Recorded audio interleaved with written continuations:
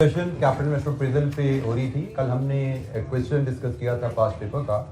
आज भी हमारा एजेंडा कुछ ऐसा ही है कि हम एक क्वेश्चन डिस्कस करेंगे और फिर हमने जैसे बात की थी कि एक क्वेश्चन और साथ हम नेक्स्ट चैप्टर पे डिस्कशन स्टार्ट कर देंगे, और यही काम हम कल भी कर रहे होंगे। एक क्वेश्चन और करेंगे और साथ नेक्स्ट चैप्टर को कंटिन्यू करेंगे। कल फिर हमारा इस चैप्टर का एजेंडा खत्म हो जाएगा ऑनवर्ड। कल फिर हम नेक्स्ट चैप्टर को लेकर चलते चलेंगे। तो कल के लेक्चर से कोई क्वेश्चन कैपिटल इन्वेस्टमेंट प्रेजेंट से रिलेटेड कल हमने जो क्वेश्चन किया, कोई क्वेश्चन जी, कोई इशू या कल के क्वेश्चन से या उससे पीछे जो डिस्कशन हमारी हो रही है उसमें से कोई मसला मसाइल?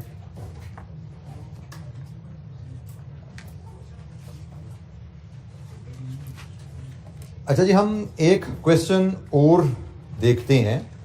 ये काफ़ी डिफरेंट क्वेश्चन है और जब आया था एग्जाम में तो students they faced quite a challenge in this question. तो जनाब क्वेश्चन नंबर 12 पढ़ते हैं अयान ग्रुप का।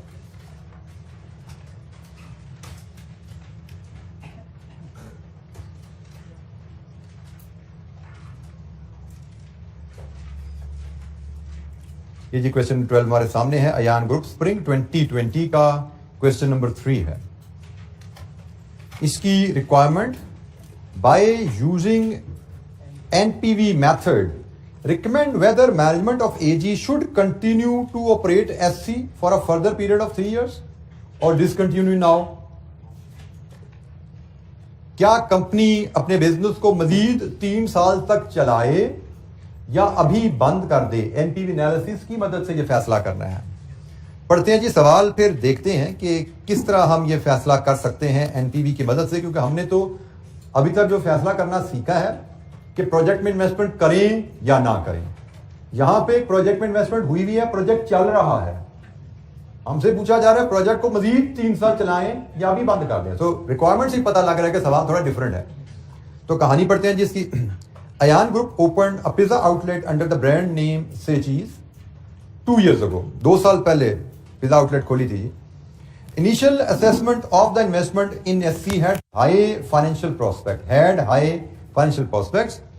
AG entered into a 5-year rent agreement for pizza outlet. The rent for the first year was agreed 600,000, subject to an annual increment of 10%. For pizza preparation, AG imported equipment amounting to 5 million, having useful life of 5 years with the residual value of 1 million. After 2 years of operation, SC has failed to achieve desirable results, and the management of AG is skeptical whether to continue to operate SC for further 3 years or not। जो सोच के हमने business शुरू किया था, पहले 2 सालों में तो वो नतीजे नहीं आए, इसलिए मैनेजमेंट अब जरा डामाडोल है कि मजीद 3 साल कारोबार चलाएं या नहीं। 5 साल का एग्रीमेंट कर लिया, प्लांट मंगवा लिया, 2 साल गुजरने के बाद अब हम शशोपंज में हैं कि हमें 3 साल चलना चाहिए या नहीं। You have been provided the following information in this regard. Sale for the first 2 years were amounted to 7.5 and 9 million respectively. Variable cost for the first 2 years were 6 million and 7.08 million respectively. Fixed cost other than rent and depreciation for the first 2 years were amounted to 5 lakh or 5,25,000. The trend in sales, variable cost and fixed cost other than rent and depreciation from year 1 to 2 is expected to continue in future। Rent की कहानी उसने अलहदा बता दी है। यहां पे 6 लाख पहले साल का, ऑनवर्ड 10% इजाफा, 5 साल तक ये इजाफा ऐसे चलते जाना था एग्रीमेंट के तहत। सेल्स उसने कहा 1 साल से 2 साल में जिस रेट से ग्रो की है अगले सालों में भी यही ग्रोथ रहेगी। वेरिएबल कॉस्ट पहले साल से दूसरे साल जिस रेट से ग्रो की है आइंदा यही रहेगी, और फिक्स कॉस्ट की भी पहले साल से दूसरे साल जो ग्रोथ है आइंदा यही रहेगी। डेप्रिसिएशन उसने कहा जी पॉलिसी के मुताबिक देख लेना, उसका क्या हिसाब किताब है वो बता दी जाएगी आपको policy. If management of AG decides to discontinue the investment in SC now, अभी फैक्ट्री बंद करें, अपनी आउटलेट बंद करें, equipment could be sold for 4 million। Further, the termination of rent agreement would require 3 months notice period। आप आज factory बंद करेंगे तो 3 महीने का नोटिस पीरियड रेंट भी देना पड़ेगा। रेंट यानी कि आज तक देना पड़ेगा, रेंट अगले 3 महीने का भी देना पड़ेगा नोटिस पीरियड बंद करने की सूरत में। Applicable tax rate is 30 and tax is payable in the year in which liability arises. Tax depreciation on equipment is allowed at the rate of 20% on reducing balance method. ये depreciation का भी हिसाब तब आ गया जी. Cost of capital of AG is 16%. हमसे कहा जा रहा है जी बताइए 3 साल मजीद चला जाए या आज ही बंद कर दिया जाए बिजनेस. अच्छा जी, एनपीवी मेथड से हमने ये डिसीजन देने हैं. तो अब हर डिसीजन मेकिंग सिचुएशन को उसके केस के मुताबिक, कहानी के मुताबिक इवैल्यूएट करना है. हमसे कैपिटल इन्वेस्टमेंट अप्रेजल करवाई जाती थी. वहां पे हमसे क्या पूछा जाता था कि अमाउंट आज इन्वेस्ट करें फॉर फ्यूचर बेनिफिट्स. हम कहते थे आज इन्वेस्टमेंट, उसकी पीवी क्या है, फ्यूचर बेनिफिट्स की पीवी क्या है, PV of benefits PV minus PV of investment, positive negative के हिसाब से फैसला कर लो. दो ऑप्शन क्या, वहां पे ऑप्शन क्या थी, आज की इन्वेस्टमेंट फॉर फ्यूचर बेनिफिट्स. तो आज की इन्वेस्टमेंट को फ्यूचर बेनिफिट से कंपेयर कर लो. अगर बेनिफिट ज्यादा है तो आप सपोर्ट करते हो इन्वेस्टमेंट, अगर बेनिफिट्स कम है तो आप इन्वेस्टमेंट को अपोज करते हो. अब यहां पे आज की इन्वेस्टमेंट नहीं है, यहां पे आज इन्वेस्टमेंट नहीं है, बल्कि यहां पे बेनिफिट्स की दो ऑप्शन है. यहां पे बेनिफिट्स की दो ऑप्शन है. एक, अभी बिजनेस बंद करो और पैसे ले लो, और दूसरा 3 साल बिजनेस चलाओ और पैसे कमा लो. यही दो ऑप्शन है ना. उसने कहा भाई आप अभी बिजनेस बंद करते हो, 40 लाख मिलते हैं, हाँ 3 महीने का नोटिस पीरियड किराया देना पड़ेगा, उसकी एडजस्टमेंट हम देख लेंगे, लेकिन अभी बेचते हो तो इतने का बिजनेस बिकता है, प्लस माइनस एडजस्टमेंट हम देख लेंगे. और दूसरी ऑप्शन है 3 साल बिजनेस चलाओ तो रेवेन्यू क्या होगा, वेरिएबल कॉस्ट क्या होंगी, फिक्स कॉस्ट क्या होंगी, टैक्सेस क्या होंगे, एक्सेट्रा क्या होंगे. अब हमारे पास दो ऑप्शन है कि 3 साल बिजनेस चला के फ्यूचर बेनिफिट्स लेने हैं या आज बिजनेस बेच के जो मिलता है वो लेना है. तो हम यहां पे कंपेयर करेंगे, आज बिजनेस बंद करें तो क्या मिलता है, एक वैल्यू उसकी निकलेगी, और 3 साल बिजनेस चलाएंगे उसकी पीवी क्या बनती है. तो हमने आज पैसे लेने हैं या 3 साल के फ्यूचर की पीवी लेनी है, दोनों प्रेजेंट वैल्यू में आ जाएगा ना. आज का पैसा बेच के क्या हाथ में आता है, और 3 साल के रिटर्न्स की पीवी, रेवेन्यू माइनस कॉस्ट की पीवी, वो क्या है. तो जहां पे रिटर्न ज्यादा है, जहां पे पीवी ऑफ बेनिफिट ज्यादा है, हम उस ऑप्शन को प्रेफर करेंगे. तो हम एक पहले कैलकुलेट करते हैं कि अगर हम आज बिजनेस बंद करते हैं तो हमें आज क्या मिलेगा. Question number 12. Net benefit if closed today. अगर हम आज बिजनेस बंद करें तो हमें क्या मिलता है.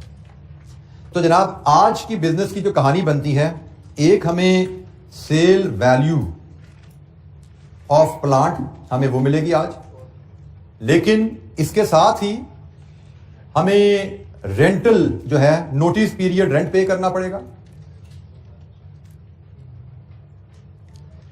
लेकिन इन दोनों से रिलेटेड हमारी कुछ टैक्स इंपैक्ट भी आएंगे, इन दोनों के हमारे टैक्स इंपैक्ट भी आएंगे. नोटिस पीरियड रेंट जो है, इस पे हमें टैक्स सेविंग मिलेगी, और जब हम प्लांट बेचेंगे तो इस पे भी तो गेन या लॉस आ सकता है ना, तो उसका भी टैक्स इंपैक्ट हमें देखना पड़ेगा. तो ये हमें, मुझे लगता है ये 4 फिगर्स जो बनेगी, ये गेन आता है या लॉस आता है on disposal of plant. Tax impact हम कैलकुलेट करेंगे, वो यहां पे वैल्यूज निकालेंगे, तो उसके बाद हम देख लेंगे क्या बनता है. तो जैसे सेल वैल्यू ऑफ प्लांट तो सिंपल है, 4 मिलियन, ये तो इनफ्लो है. और नोटिस पीरियड रेंट कितना पे करेंगे, 6 लाख तो था सालाना पहले साल का. अब हम किस साल में एंटर होने जा रहे हैं, तीसरे साल में. तो तीसरे साल का रेंट, पहला साल, दूसरा साल, तीसरा साल, ये तीसरे साल का रेंट हुआ. पहले साल का रेंट 6 लाख, दूसरे साल का रेंट 6 लाख इंटू 1.1, तीसरे साल का rent 6 lakh into 1.1 raise to power 2, 10% सालाना ही है ना. तो ये तीसरे साल का रेंट है, डिवाइडेड विद 12 इंटू 3, ये 3 मंथ का रेंट हो गया. ऐसे 3 मंथ का रेंट पे कर रहे हैं नोटिस में. कितना बना, 500. ये हमारा 3 महीने का रेंट बनेगा जो नोटिस पे में देना पड़ेगा. ये कॉस्ट है, इसको हम नेगेटिव शो करेंगे. अच्छा जी, अब जरा तो जैसे देखिएगा, हम जब रेंट पे करेंगे तो ये रेंट हमारा टैक्स अलाउबल एक्सपेंस है, रेंट हमारा टैक्स अलाउएबल एक्सपेंस होता है।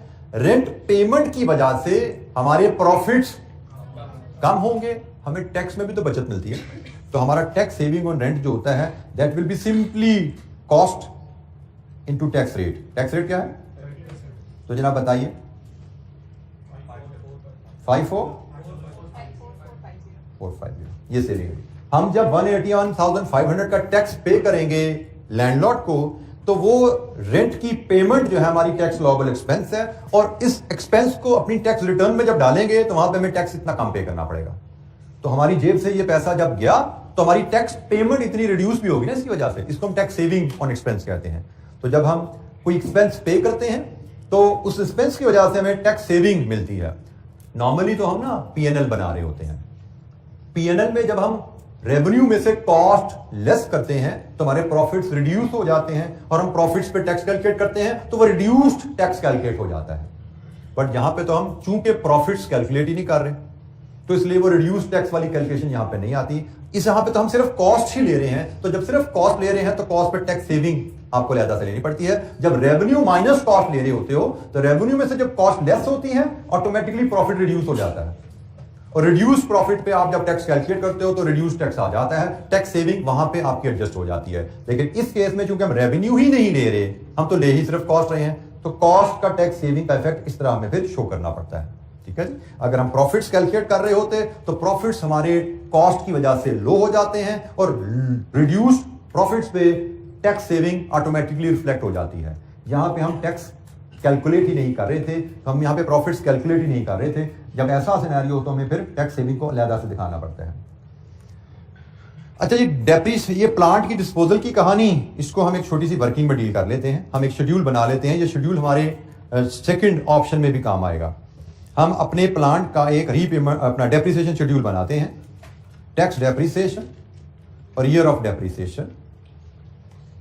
हमने प्लांट खरीदा है 5 मिलियन का, और हमारी डेप्रिसिएशन की पॉलिसी है 25%।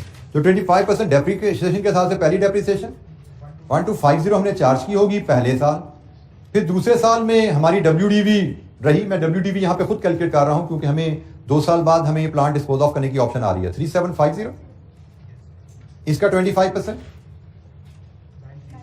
937500। नेक्स्ट WDV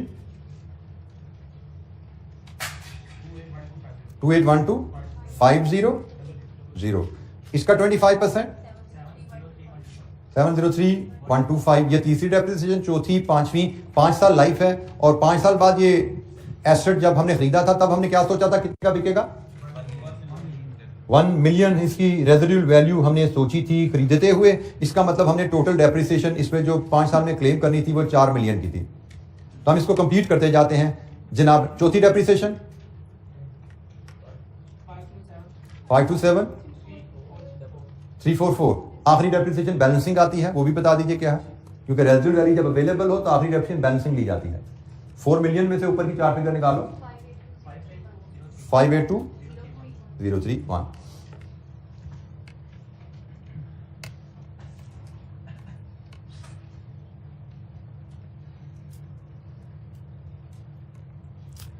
अच्छा जी, ये हमारे पास डेप्रिसिएशन शेड्यूल है। अब इस डेप्रिसिएशन शेड्यूल से हम देखते हैं हम कितने साल बाद एसेट बेचने जा रहे हैं। 2 साल बाद। 2 साल बाद एसेट की WDV क्या है? यही है। तो जनाब हमें यहां पे इसका मतलब 28125000 एसेट की WDV है, और एसेट बिक कितने का रहा है? तो जनाब tax on disposal of plant 4 million की रेजिडुअल वैल्यू है, 28125000 की WDV है, ये गेन आ गया। इस पे 30% के हिसाब से टैक्स कितना बना जी? 352,356,250 ये टैक्स है जी गेन पे। तो जनाब अब यहां से इन चारों फिगर्स का टोटल कर लीजिए, क्या बनता है। यहां से टोटल करना शुरू करेंगे, यहां तक आएंगे। What is the total? 3516,700।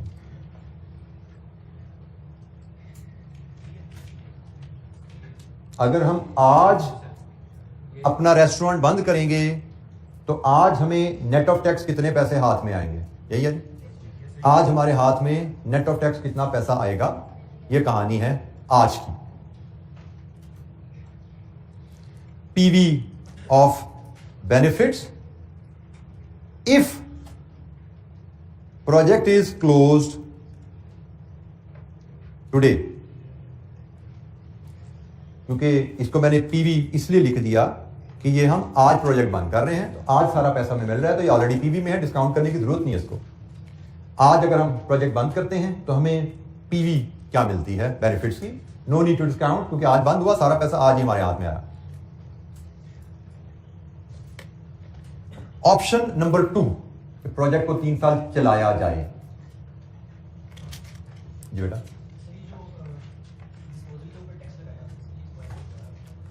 बेटा डिस्पोजल पे टैक्स आपका लगा है, प्लांट बिका कितने का है 2 साल बाद, और 2 साल बाद जब आप प्लांट बेच रहे हो तब आपकी WDV क्या है, यह आपकी WDV है आफ्टर 2 ईयर्स।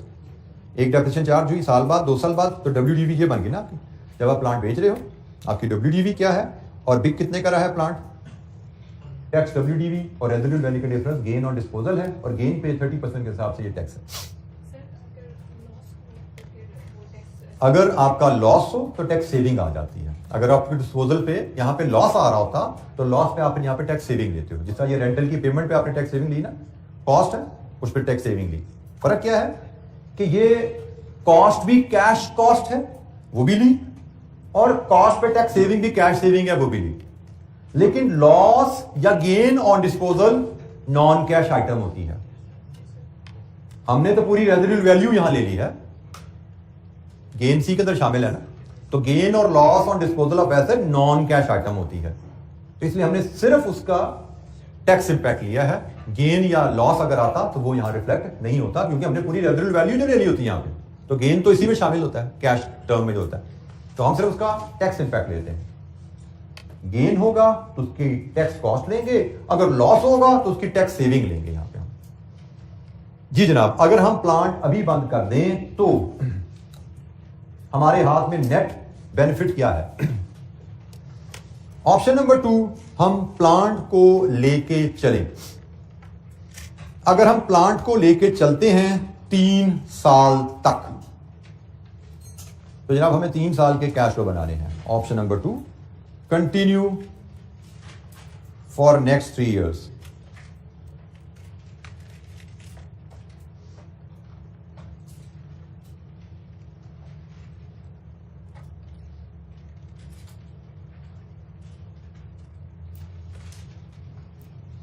अब हमें 3 साल तक इसको लेकर चलना है, तो ईयर 3, ईयर 4 और ईयर 5। वैसे तो बिजनेस के ईयर 3, 4, 5 है, लेकिन हमारे लिहाज से आज से आगे ये 1, 2, 3 ही है। डिस्काउंटिंग के लिहाज से ये 1, 2, 3 है, क्योंकि 2 साल गुजर चुके हैं। तो बिजनेस का जो तीसरा साल है आज से ऑनवर्ड हमारा वो पहला, दूसरा और तीसरा साल है। हम अगले 3 साल की बात कर रहे हैं। अच्छा, ये अगले 3 सालों के लिए हमें अब क्या क्या कैलकुलेट करना है। अब ये बिल्कुल एक फिजिबिलिटी के ही अंदाज में हम इसको हैंडल करेंगे, लेकिन ये ऐसी फिजिबिलिटी है जिसमें इनिशियल इन्वेस्टमेंट नहीं है। ठीक है, तो हमें यहाँ पे इनिशियल इन्वेस्टमेंट और उसकी रेजिडुअल वैल्यू नहीं लेनी, हमें यहाँ पे नेट कैश फ्लोज लेने हैं। आज से ऑनवर्ड फ्यूचर कैश फ्लो की बात कर रहे हैं, तो आज से ऑनवर्ड जो हम वैल्यूज लेंगे उसमें हमारे पास जो चीजें आती हैं, इनिशियल इन्वेस्टमेंट नहीं है, लेकिन रेजिडुअल वैल्यू तो आएगी प्रोजेक्ट कंप्लीट करने पे। नेट ऑपरेटिंग कैश फ्लोज आएंगे और टैक्सेशन, ये आइटम्स हमारी आएंगी। इनिशियल इन्वेस्टमेंट गुजर चुकी है माजी में, यहां पे हम लेंगे नेट कैश फ्लोज, फिर हम लेंगे discount factor, cost of capital कितने % है 16%, फिर हम पीवी लेंगे और इस पीवी का फिर सम ले लेंगे। ये हमारी पीवी ऑफ टोटल बेनिफिट्स आ जाएगा। इसको हम एनपीवी नहीं कहेंगे, इसको हम पीवी ऑफ टोटल बेनिफिट्स कह देंगे अगर हम प्रोजेक्ट कंटिन्यू करें। इसके बाद हम फैसला दे पाएंगे हमें करना क्या है। अगर हम प्रोजेक्ट कंटिन्यू करेंगे तो रेजिडुअल वैल्यू प्रोजेक्ट की 3 साल बाद हमें 1 मिलियन मिलेगी। अगर हम प्रोजेक्ट कंटिन्यू करेंगे तो नेट ऑपरेटिंग कैश फ्लोज उसी अंदाज में हम बनाते हैं वर्किंग, जैसे हम पहले नॉर्मल इन्वेस्टमेंट अप्रेजल में बनाते थे। Net operating cash flows working 2, हमारे पास नेट ऑपरेटिंग कैश फ्लोज में जो आइटम्स गिवन है,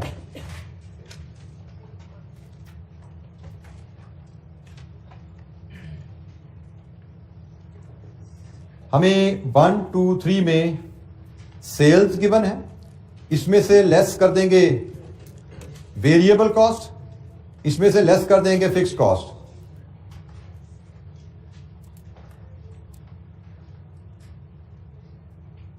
यहां से हमें मिल जाएंगे net operating cash flows. Net operating cash flow से मजीद आगे चलेंगे, इसमें से डेप्रिसिएशन लेस करेंगे, हमें टैक्सेबल प्रॉफिट आएगा और टैक्सेबल प्रॉफिट्स पे हम tax at the rate of 30% calculate कर देंगे। हमें इस वर्किंग में से दो वैल्यूज उठानी है, एक ये नेट ऑपरेटिंग कैश फ्लोज और एक ये टैक्सेस। बिल्कुल जी, रेंट भी एक कॉस्ट है, वो फिक्स कॉस्ट के अलावा है। और इसीलिए जो मैंने कहा था एक एक लाइन छोड़ के लिखा कर, उसकी शायद एक वजह यही होती है कि बाद में चीजें भूल जाती हैं, हमें लाइंस छोड़ी होती हैं तो आसानी से हम इनकॉर्पोरेट कर पाते हैं वैल्यूज। हमारी फिक्स्ड कॉस्ट के अलावा एक कॉस्ट रेंट भी है, रेंट के अलावा फिक्स्ड कॉस्ट का जिक्र किया गया है। हमें फिक्स्ड कॉस्ट रेंट के अलावा बताई गई है। फिक्स्ड कॉस्ट रेंट के अलावा जो है उसकी कहानी कुछ और है और रेंट की ग्रोथ रेट की कहानी कुछ और है, इसलिए हमें इन दोनों को अलग-अलग दिखाना है। रेंट की ग्रोथ 10% सालाना है, फिक्स्ड कॉस्ट की ग्रोथ क्या है सालाना वो हमें देखनी पड़ेगी, हमें कैलकुलेट करनी पड़ेगी। अच्छा जी, अब हम सेल्स की बात करते हैं। हमें उसने कहा है सेल्स का पैटर्न क्या है, पिछले साल की सेल में इजाफा किस रेट से, जिस रेट से ईयर 1 से 2 में इजाफा आया। तो हम करते क्या हैं, हम पिछले साल की सेल की फिगर लाते हैं। पिछले साल की सेल की फिगर मतलब ईयर 2 की सेल की फिगर क्या थी, ईयर 2 की सेल की फिगर 9 मिलियन। इसमें इजाफा डालना है क्या, वो हम वर्किंग 3 में बना लेते हैं। वेरिएबल कॉस्ट पिछले साल की क्या थी, बल्कि मैं इसको पिछले साल नहीं कहता, मैं इसको हाँ जी चले बिल्कुल ठीक है 9 मिलियन। वेरिएबल कॉस्ट पिछले साल की क्या थी 70800000। इसमें इजाफा क्या डालना है वो हम कैलकुलेट कर लेंगे, ये भी वर्किंग 3 में हम डील कर लेते हैं। फिक्स कॉस्ट पिछले साल की क्या थी 5,25,000, इसमें इजाफा क्या डालना है ये भी हम वर्कआउट कर लेंगे वर्किंग 3 से। और आखिर में आ गया रेंट। तो रेंट हमें पता है, पहला रेंट जो हमने पे करना है वो तीसरे साल का है, तो पहला रेंट बनेगा 6 lakh into 1.1 raise to power 2, ऐसा ही है जी। ये पहला रेंट है, उसके बाद लास्ट ईयर इंटू 1.1 करेंगे। रेंट में सारे ग्रोथ रेट हमें पता है, तो हम इसको हल कर लेते हैं। पहले साल का रेंट 1.1 से मल्टीप्लाई किया, दूसरे साल का रेंट रेज टू पावर 2 किया, तीसरे साल का रेंट। कितना रेंट है तीसरे साल का 726,000। एक और ग्रोथ डालो इसमें 10%, 798,600। एक और ग्रोथ 878,460। रेंट की में तो हमें ग्रोथ रेट गिवन थी, तो इसलिए रेंट की फिगर हमने पहले डाल दी कि अगर हम बिजनेस कंटिन्यू करेंगे अगले 3 सालों में हमारा रेंट क्या जाएगा। अगर बिजनेस कंटिन्यू करेंगे तो सेल्स हमारी क्या होंगी, उसके लिए हमें ग्रोथ रेट चाहिए। तो हम ग्रोथ रेट सेल्स का, वेरिएबल कॉस्ट का और फिक्स कॉस्ट का हम यहां पे वर्कआउट कर लेते हैं। सेल्स का ग्रोथ रेट 9 मिलियन की सेल्स दूसरे साल में है, पहले साल में कितनी थी सेल्स 7.5 मिलियन। तो जनाब पहले साल के मुकाबले में दूसरे साल में सेल्स में कितनी ग्रोथ आई 20%। पहले साल दूसरे साल की वेरिएबल कॉस्ट 7080 है, पहले साल की वेरिएबल कॉस्ट कितनी थी 6 मिलियन। तो जनाब जो इजाफा सेल्स में आया वो पहले साल के मुकाबले में कितना इजाफा है 18%। फिक्स कॉस्ट दूसरे साल में 5,25,000 है, पहले साल में 5 लाख थी, तो इजाफा जो आया है वो पहले साल के मुकाबले में कितना है 5%। हमें कहा गया है पहले और दूसरे साल का डाटा सेल्स का, वेरिएबल कॉस्ट का, फिक्स कॉस्ट का क्या है, और हमें बताया गया है कि फ्यूचर में जो ट्रेंड पिछले 2 सालों में रहा है वही ट्रेंड कंटिन्यू करेगा। मतलब पिछले 2 सालों में जो रेट ऑफ ग्रोथ रहा है आइंदा सालों में भी वही रेट ऑफ ग्रोथ रहने वाला है। मतलब हमारी दूसरे साल की सेल 9 मिलियन थी, तो तीसरे साल की सेल 9 मिलियन इंटू 1.2 हो जाएगी। कितनी बनी 10,000, 800, 000। उससे अगले साल की सेल रेज टू पावर 2, तो हम यहां पे सिंपली n लगा देते हैं कि भाई n और ईयर मैच करते जाओ, आगे चलते जाओ। n1 है तो ये आ गई, n2 करो तो ये आएगी 96 जी। ईयर n को 3 करो तो अगली सेल आ जाएगी 1,555,2,000। सेल्स की फिगर हमने कैसे वर्कआउट की देख लीजिए। हमें पहले 2 साल की सेल्स दी गई हैं और बताया गया है सेल्स में जो ग्रोथ का ट्रेंड पिछले 2 सालों में रहा है, हमने कैलकुलेट किया पिछले 2 सालों में जो सेल्स का ट्रेंड रहा है 20% है, वही ट्रेंड आगे कंटिन्यू करेगा, ऑनवर्ड 20% से सेल्स सालाना ग्रो करती रहेगी। तो दूसरे साल 9 मिलियन थी, तीसरे साल 20% ग्रोथ के बाद ये आ जाएगी, चौथे साल मजीद 20% ग्रोथ के बाद, पांचवें साल मजीद 20% ग्रोथ के बाद। ये हमारी सेल्स है। इसी अंदाज में वेरिएबल कॉस्ट की ग्रोथ हमने निकाली है 18% और ये भी रेज़ टू पावर n। तो पहली कॉस्ट जो अगले साल में आनी है 70, 80, 000 to 1.18, 835, 4400, ये कॉस्ट है जी हमारी। नेक्स्ट एक और 18% की ग्रोथ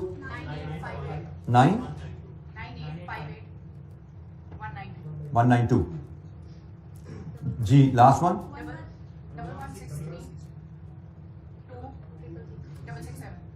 2667। लीजिए जी, ये हमारे पास वेरिएबल कॉस्ट अगले 3 सालों की आ गई। और आखिरी कॉस्ट फिक्स कॉस्ट है जिसमें इजाफा है 5% सालाना। तो ये जनाब इसमें इजाफा भी इनकॉर्पोरेट कर दें, रेज़ टू पावर n। तो 525 इंटू 1.05, 551250। Another growth 578 813 607 753। लीजिए जी, अगर हम कारोबार लेके चलते हैं तो ये रेवेन्यू, ये वेरिएबल कॉस्ट, ये फिक्स कॉस्ट और ये रेंटल, ये हम फेस करेंगे आने वाले 3 सालों में। इनका सम करें, नेट ऑपरेटिंग कैश फ्लोज पहले साल के 350, दूसरा साल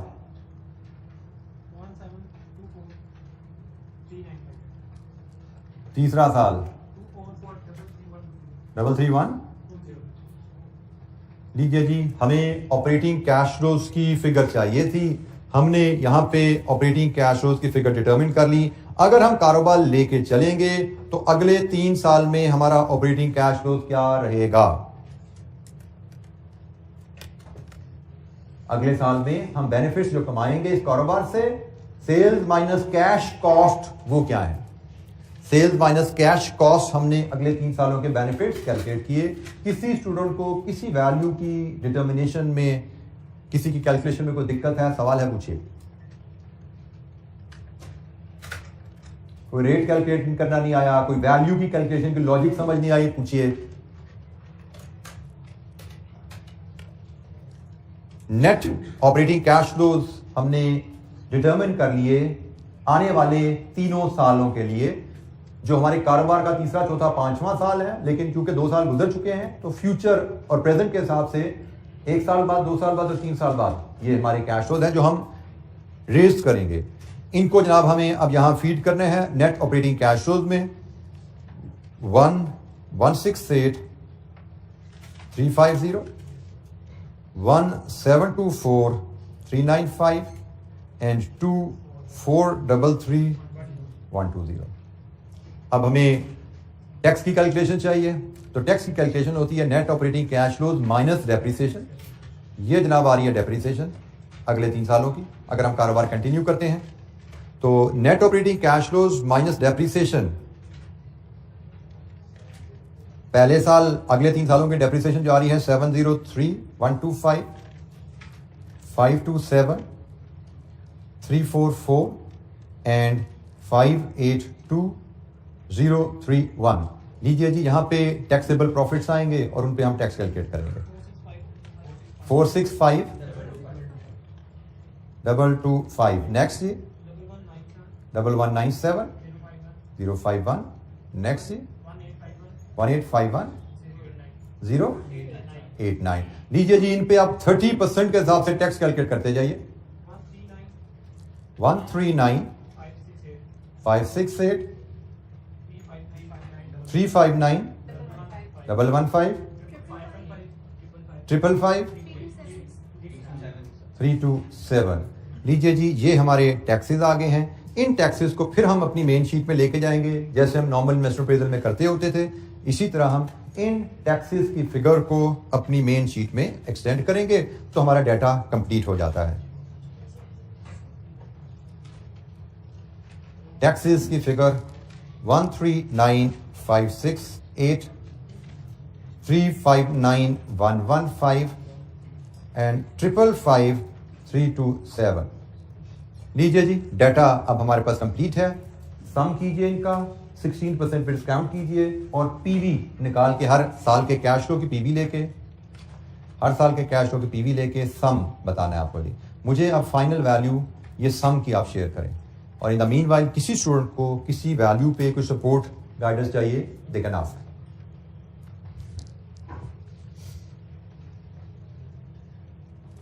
किसी वैल्यू की कैलकुलेशन में कोई गाइडेंस सपोर्ट चाहिए, पूछ सकते हैं। हमने डेप्रिसिएशन ऑलरेडी वर्किंग वन में कैलकुलेट की हुई थी, तो ये हमने डेप्रिसिएशन वर्किंग वन से ही इनकॉर्पोरेट कर दी। यहाँ पे वर्किंग वन में हमने डेप्रिसिएशन ऑलरेडी कैलकुलेट की थी, वो इनकॉर्पोरेट कर लिया हमने। ये अगेन सवाल डिफरेंट था थोड़ा, लेकिन मैंने कोशिश की इसका फॉर्मेट भी वही रखा जाए जो हम पिछले इन्वेस्टमेंट अप्रेजल क्वेश्चन में यूज करते आए हैं। नेट ऑपरेटिंग कैश फ्लोज की वर्किंग है, टैक्सेस की वर्किंग है, डेप्रिसिएशन की वर्किंग है, उसी अंदाज में मैंने इस सवाल को भी प्रेजेंट किया। आपका एग्जामिनर, जैसे मैं कहता हूँ, डिफरेंट क्वेश्चन के साथ उनके फॉर्मेट्स वगैरह बदलता रहता है, लेकिन हम कोशिश करते हैं कि एक ही फॉर्मेट में चीजों को मैनेज करें। जी बेटा,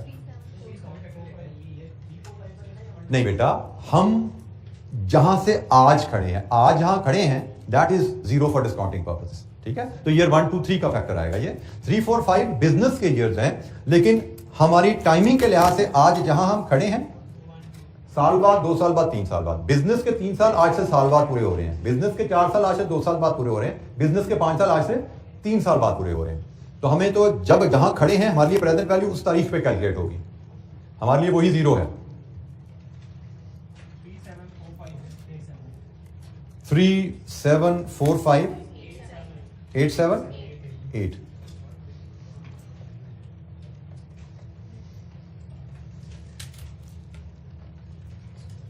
मैं पहले भी आपसे जिक्र किया, फिर एक बार बता दूं कि एग्जामिनर प्रेजेंटेशन को आप फॉलो करने की कोशिश ना किया करें। हमारा जॉब एग्जैक्टली रूपी बाय रूपी मैच कर रहा है उससे, तो हमें कोई जरूरत नहीं उसने कैसे प्रेजेंट किया वो सीखने की। जैसे फॉर एग्जांपल उनकी जो प्रेजेंटेशन है उसमें loss on disposal of asset अलहदा से नजर आ रहा है, और हमने सीखा हुआ है कि हमें लॉस ऑन डिस्पोजल अलहदा से दिखाने की जरूरत ही नहीं है। हम लॉस या गेन ऑन डिस्पोजल को कैसे ट्रीट करते हैं? Balancing depreciation. ये जो बैलेंसिंग डेप्रिसिएशन की फिगर होती है ना, गेन है या लॉस ऑन डेप्रिसिएशन है, वो इसमें एडजस्ट हो जाती है, तो हमें अलहदा दिखाने की जरूरत ही नहीं है, क्योंकि जस्ट लाइक डेप्रिसिएशन, गेन और लॉस ऑन एसेट वो भी नॉन कैश आइटम होती है, तो ये सारी नॉन कैश आइटम हम यहाँ पे इकट्ठी कर देते हैं। तो आपका एग्जामिनर अक्सर गेन और लॉस को अलहदा से दिखा रहा होता है, हमें उसको दिखाने की कोई जरूरत अलहदा से नहीं है।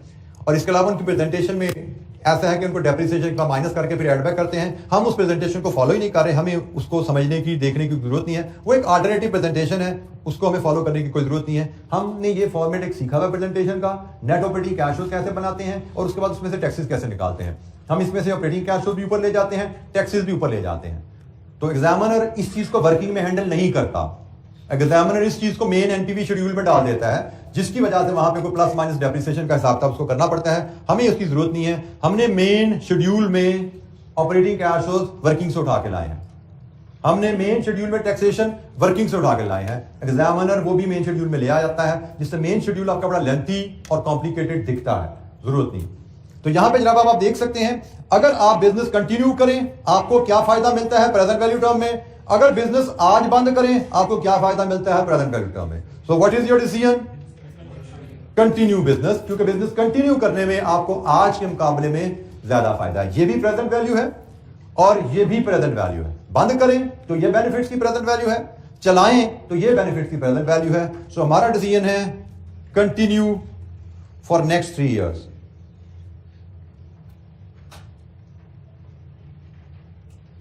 अगले 3 साल बिजनेस को कंटिन्यू करना चाहिए। जी जनाब, एनी क्वेश्चन? किसी वर्किंग पे कोई गाइडेंस चाहिए, कोई सपोर्ट चाहिए आपको, पूछिए जी।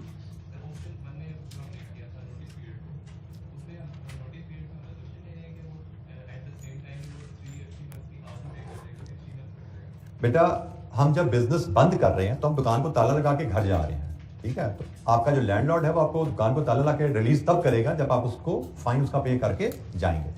नोटिस पीरियड बिजनेस में जब आप बिजनेस क्लोज करते हैं, द टाइम ऑफ क्लोजर आपको इकट्ठा लमसम पे करना होता है। This is the normal business transaction, ठीक है? और अगर वो 3 मंथ्स भी हो तो हम तो एनुअल डिस्काउंटिंग करते हैं ना, वैसे तो अपफ्रंट ही गया ये, लेकिन 3 मंथ्स भी हो तो डिस्काउंटिंग तो एनुअल हो रही होती है, मंथली डिस्काउंटिंग तो हम वैसे नहीं करते, हम तो उसको वैसे ही start of the year treat करके प्रेजेंट वैल्यू में डाल देंगे हम उसको। जी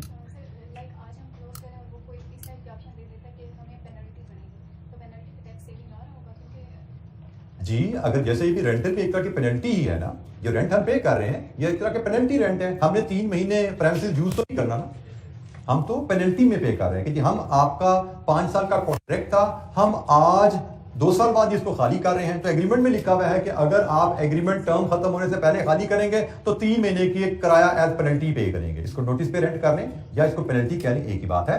penalty unless told it will be assume ये टैक्स अलाउबल है, पेनल्टी की पेमेंट देंगे, उस पर टैक्स सेविंग का इफेक्ट भी लेंगे, कॉस्ट पे करोगे तो टैक्स सेविंग भी मिलेगी वो।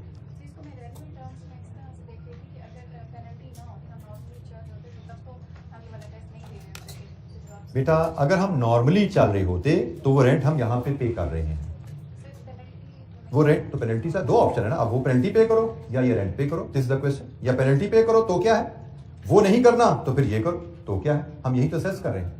Either you go for the penalty 3 months close business now, और you continue for 3 years and complete the business 5 years complete करो, तो आइदर और केस है। हमने इसको केस बिल्ड ही ऐसे किया कि अगर हम आज बंद करते हैं तो हमारे पास हाथ में नेट कितना पैसा आता है, अगर हम 3 साल चलाते हैं तो नेट हाथ में कितना पैसा आता है। हमें इन दोनों ऑप्शन में से कोई एक चूज करनी है, हम ये ऑप्शन चूज करें ऑप्शन नंबर 1 और इतना बेनिफिट हासिल कर लें, या हम ऑप्शन नंबर 2 चूज करें और हम इतना बेनिफिट हासिल कर लें। आइदर और है ना, दोनों इकट्ठी तो नहीं होती।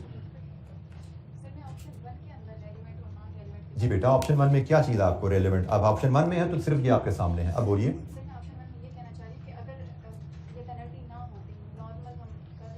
बेटा नॉर्मल कर रहे हैं तो वो ऑप्शन 2 है ना भाई, ऑप्शन 1 तो है बंद कर दो, फिर आप अगर कह रहे हैं अगर हम नॉर्मल करते तो नॉर्मल तो ऑप्शन 2 की बातें हैं यहाँ बीच में।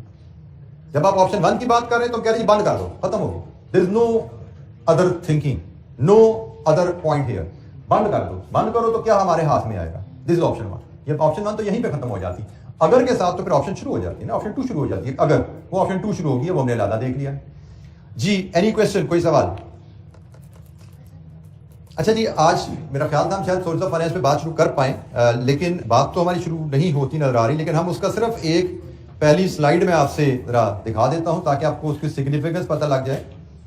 सिग्निफिकेंस इस टॉपिक की हमारी क्या है वो सिर्फ शेयर कर लेते हैं आपसे। आपको पता हम इस अंदाज में स्लाइड्स को लेकर चल रहे थे कैप 6 के लिहाज से। इन्वेस्टमेंट अप्रेजल का पोर्शन हम कंप्लीट कर चुके हैं, मॉडल पेपर प्रिंट 22 के मार्क्स हमारे सामने आ रहे हैं, लॉन्ग क्वेश्चन में आता है। Sources of finance model paper में 1 MCQ, 8 लॉन्ग क्वेश्चन में टोटल 9 नंबर है। स्प्रिंग में सिर्फ 3 मार्क्स के 1 या 2 MCQs हैं, ठीक है। सो सोर्सेज ऑफ फाइनेंस एक छोटा टॉपिक है जिसमें हम डिस्कस करेंगे बिजनेस को फाइनेंस की जरूरत हो तो बिजनेस, जैसे भी हमने कहा जी कैपिटल इन्वेस्टमेंट अप्रेजल, आप कैपिटल प्रोजेक्ट करना चाहते हो तो उसके लिए पैसा चाहिए ना, फाइनेंस चाहिए। तो सोर्स ऑफ फाइनेंस में हम डिस्कस करेंगे, हमने कोई प्रोजेक्ट करना है तो हमें उसके लिए फाइनेंस की जरूरत पड़ती है। बिजनेस फाइनेंस किन किन सोर्सेज से हासिल कर सकता है और उनके कुछ फीचर्स सोर्स ऑफ फाइनेंस के डिस्कस करेंगे। तो वेल 90% 95% ये थ्योरेटिकल टॉपिक होने वाला है और ये एक रिलेटिवली छोटा टॉपिक है। तो 9 मार्क्स 3 मार्क्स वेरिएशन नजर आ रही है और एवरेज हम इसी रेंज में एक्सपेक्ट करेंगे, 5 से 8 नंबर के करीब एवरेज हमें इसमें से आया करेंगे। और थ्योरी बेस्ड ही हमें यहाँ पे न्यूमेरिकल मुश्किल से ही 1-2 नंबर का न्यूमेरिकल कैलकुलेशन आ गई तो आ गई, अदरवाइज सवाल जितने भी मार्क्स का होगा वो 90-95% में थ्योरी ही इन्वॉल्व होगी। तो ये जनाब सोर्स ऑफ फाइनेंस, इसमें हम डिस्कशन स्टार्ट करेंगे। Relatively lesser important, lesser weightage का टॉपिक है, शॉर्टर टॉपिक है, बट थ्योरी बेस्ड टॉपिक है। तो कल से इंशाअल्लाह ताला हम इस पर डिस्कशन अपनी स्टार्ट करेंगे। सोर्स ऑफ फाइनेंस का क्वेश्चन करेंगे एक, और फिर जो टाइम बचा उसको हम इस टॉपिक पे इन्वेस्ट करेंगे। थैंक यू, अस्सलाम वालेकुम।